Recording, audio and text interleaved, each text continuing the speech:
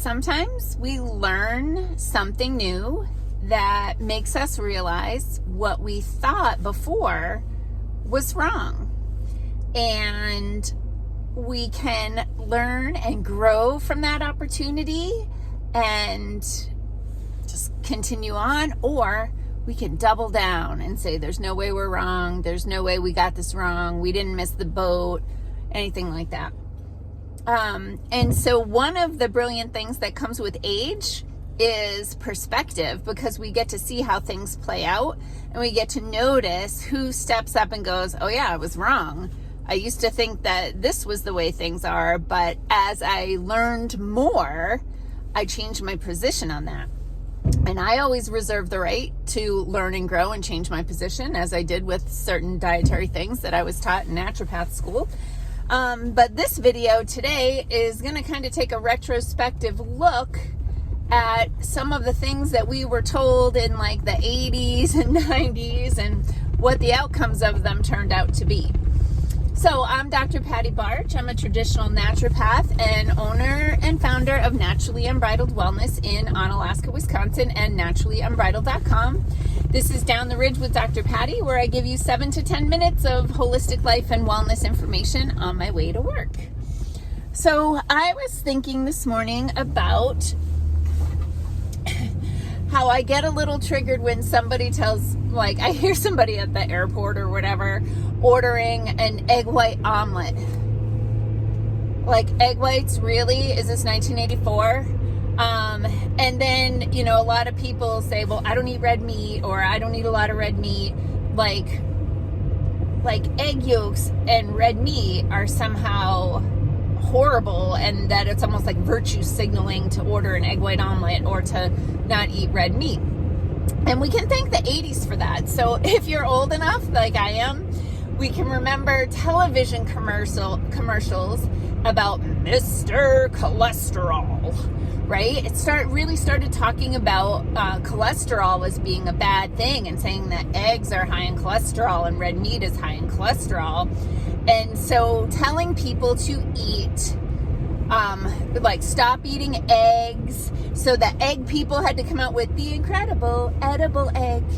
And then I can't believe it's not butter, right? Like, let's come out with this hydrogenated vegetable oil, and that's highly inflammatory, causes all kinds of problems, and tell people that's a better choice than the fat that comes from cow's milk.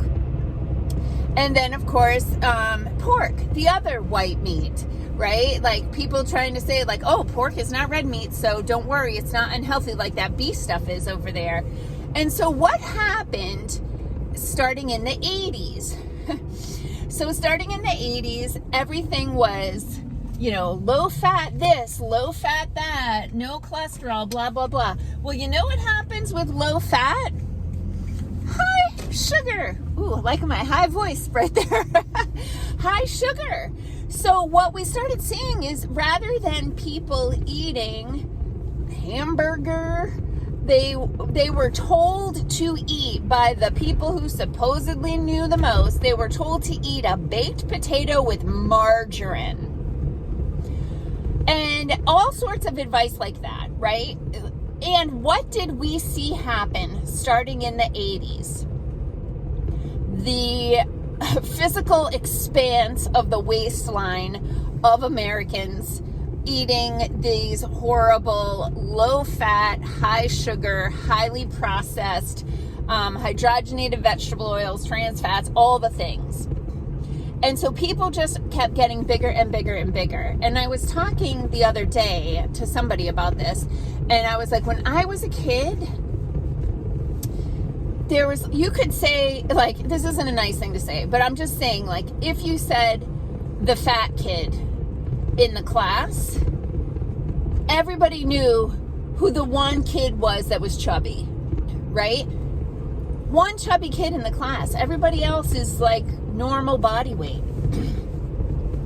Now, over time, you could say the skinny kid, because there's like one kid in the class that is, you know, really physically fit and not just like pre-diabetic at 13 years old, or like diabetic, they're such a mess. And then they, like, sidebar, they want to be giving kids, and they are giving kids statin medications.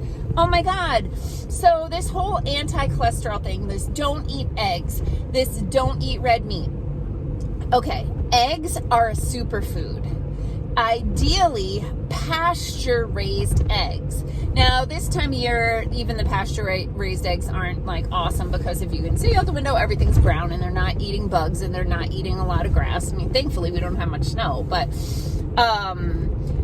what people don't realize is, as people have gotten smarter and learned that there are things that are better or worse in the spectrum of the foods, and they've wanted to not eat things that are raised inhumanely or fed horrible diets, that sort of thing, they started tagging things, all marketing. So they start tagging eggs with things like free-range eggs. So what most people think when you hear free-range eggs is the chickens walking around in the fields, scratching for the bugs, eating the dandelions, being little happy chickens in the sunshine. That ain't what free-range is. Free-range means they're not in cages, individualized cages, right? But nobody raises meat birds in cages. Egg birds get put in cages. It's horrible if you've ever seen what they do. Egg birds get put in cages. Meat birds get put in these giant rooms, and the poor things get so big so fast that their legs can't hold them, and they mostly can't even walk, and some of them actually like starve to death or dehydrate because they can't carry themselves over to the food anymore or the water. That's all free range. What you want is pasture raised. Those are the birds in the sunshine. When it comes to beef became a less healthy food when we started extensively feeding beef animals really horrible diets in really horrible conditions. Grass-fed, grass-finished beef is the healthiest, and it has a beautiful spectrum of omega fatty acids instead of like super high levels of omega-6 fatty acids and no omega-3 fatty acids. Marketing again, grass-fed beef, right? People want to like buy, oh yeah, grass-fed beef is the best, and it almost is. What they do is grass-fed, grain finished. So in order to get extra fat into the meat, onto the cows,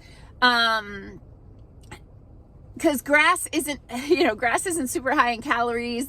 So the meat is not super high in fat when they are fed on grass. So what people will do to get the fat percentage up is they'll feed them on grass for, the first, 80% of their life.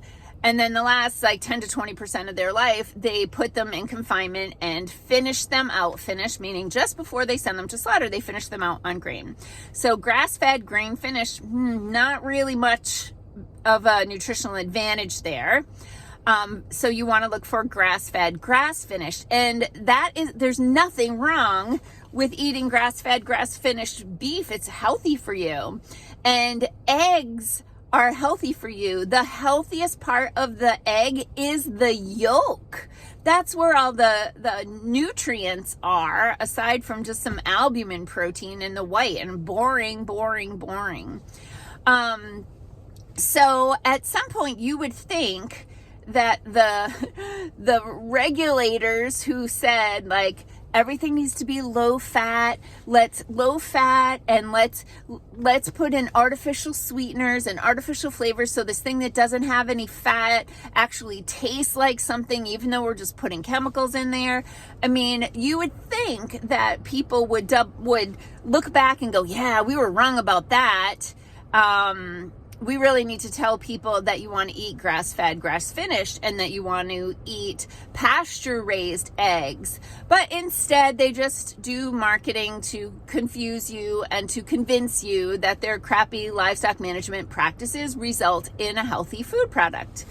So I hope that you found that information useful, and that you can just have the idea in your head that sometimes people who say that they're the expert on things maybe got it wrong, and kind of look at what the science actually shows and how the human body actually works, and make decisions based on that.